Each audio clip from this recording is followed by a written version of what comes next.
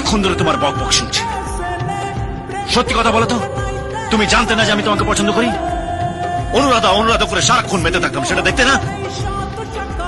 দিন রাত তোমার পেছনে ঘুরে বেড়াতাম, কোনোদিন দেখোনি?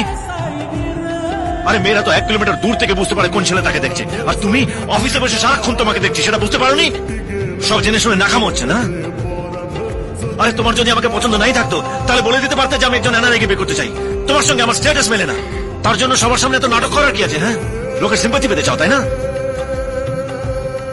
যাকে এত কথা বাড়িয়ে লাভ নেই, ব্যাপারটা তোমার আর আমার মধ্যে ঘটেছে, তার জন্য ওনাকে মাঝখানে টেনে আনার কিছু নেই। চলো ওনার কাছ থেকে ক্ষমা চা, চলো। I'll call the security. Security! Security! সব বলছে। মা এই, চলো, এই, করবো। এই, বাবা, যা, হাত তুলেছে। চলো। বাবা, ভালো লাগেনি তো বাবা? না ঠিক ঠিক ঠিক ঠিক। আমার বাবা যা হাত তুলেছে। রাহুল এরকম করে। আরে, বাবা, আজকে। রাহুল শান্ত হও, বাড়ি চল শোনা।